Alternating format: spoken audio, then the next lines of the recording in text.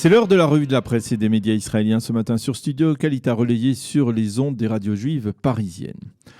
Nous commencerons cette revue de la presse par le Yediot Aharonot qui a choisi ce matin de mettre en évidence en première page un post déposé sur les réseaux sociaux par Yair Netanyahou, le fils du Premier ministre, un post qui s'inscrit dans la ligne droite des posts à caractère moqueur et méprisant produits régulièrement par le fils du Premier ministre, mais qui également n'est probablement pas le plus choquant des posts déposés par Yair Netanyahou au cours des derniers mois. Le Yediot Aharonot cite Yair Netanyahou qui a dit que dans la résidence où il vit avec ses parents, rue Balfour, eh bien, il assiste le soir des manifestations de protestation à un spectacle d'extraterrestres, un spectacle même amusant selon le Premier ministre lui-même.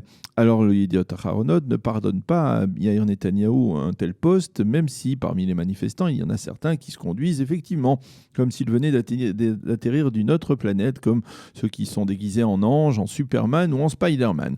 Le Yediot Aharonot prend la mouche et nous montre une photo d'une manifestante qui semble directement sortie de l'île aux pirates et qui brandit un mégaphone pour amplifier ses slogans. Et le Grand Quotidien titre « La vie sur une autre planète » et cette photo illustre en fait un éditorial de Raanan Shaked qui demande à Yair Netanyahou de se reconnecter, je le cite, avec la planète Terre, celle sur laquelle des centaines de milliers d'Israéliens sont au chômage.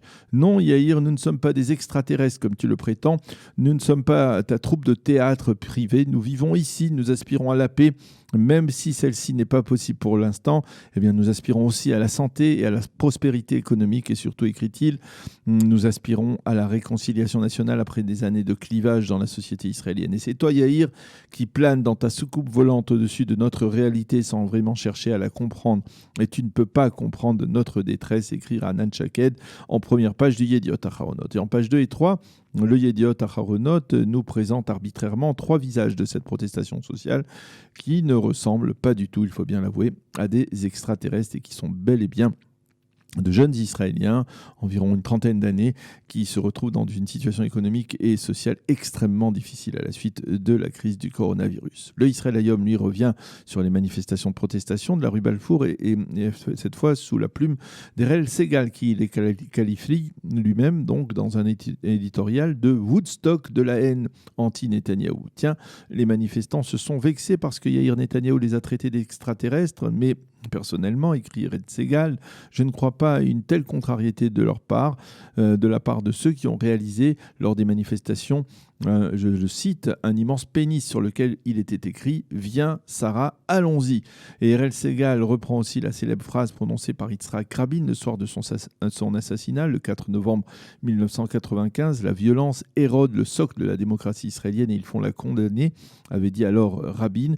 Mais ce que les dernières années ont prouvé, c'est que la gauche israélienne, écrit Erel Segal ce matin dans cet éditorial du Israël Hayom, la gauche israélienne est aussi capable d'inciter à la haine.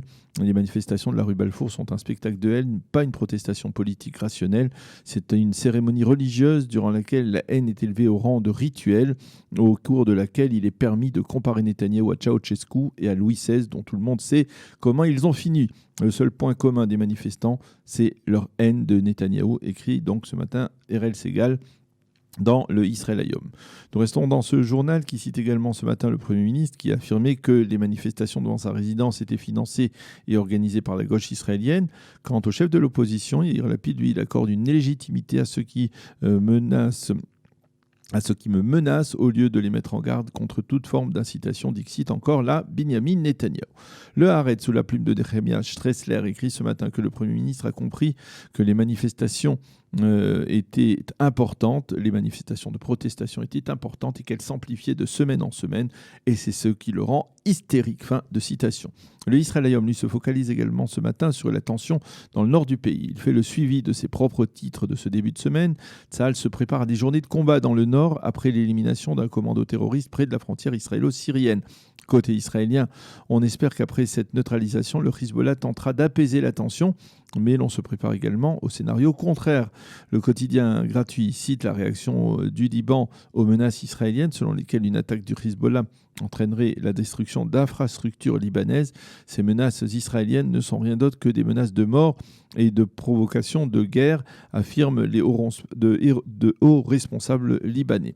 Le correspondant militaire du journal Israël Hayom, Yoav Limor, explique ce matin dans son analyse que Tsahal n'a pas de raison particulière de se féliciter de l'élimination du commando à la frontière syrienne avant-hier, car son principal défi reste la frontière avec le Liban, une frontière où l'état d'alerte reste maximal de crainte d'une riposte du Hezbollah.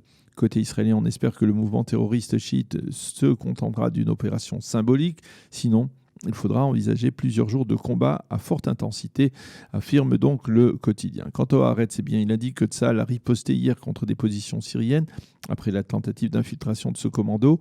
Dans le Yediot Aharonot, Alex Fishman, le correspondant militaire du journal, explique que les Russes tentent de neutraliser l'influence iranienne au sein de l'armée syrienne, mais selon lui, la tentative d'attentat d'avant-hier soir sur le plateau du Golan est un message clair de la part des Iraniens adressé à la fois à Israël mais aussi à la Russie, affirmant qu'ils sont déjà sur le terrain et que personne ne pourra les en retirer. Il s'agit bien entendu des gardiens de la révolution iranienne.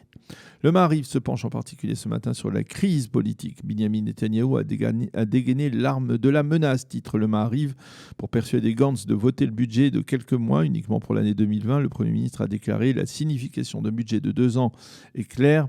De nouveaux décrets économiques substantiels contre la population israélienne. Des critiques repoussées par les responsables de Bleu-Blanc, mais aussi par le rédacteur en chef économique du Yediot Aharonot, Sever Plutzker, qui estime qu'un budget de 3 mois, comme le souhaite Netanyahou, serait un danger pour l'économie israélienne. Le Maariv souligne que dans l'entourage de Benny Gantz, on ne cède pas d'un pouce et l'on réclame toujours le vote d'un budget bisannuel de 2020, pour 2020 et 2021. Un tel budget et a un bon sens élémentaire, affirme-t-on à Bleu-Blanc. Et pour l'instant, donc, force est de constater que l'on s'achemine de plus en plus irrémédiablement vers de quatrième élection ou vers des efforts pour tenter de former une coalition restreinte alternative. Les quotidiens israéliens parlent également, bien entendu, ce matin du coronavirus. Ils se font l'écho de différents scénarios à l'ordre du jour. Le cas de figure le plus radical serait l'instauration d'un confinement général en Israël pendant les 2 dernières semaines du mois d'août. Mais il y a également l'option d'un confinement partiel, uniquement pour les fins de semaine et pendant les nuits. Le cabinet restreint pour la sécurité nationale doit se réunir demain à nouveau pour débattre de ce genre de mesures.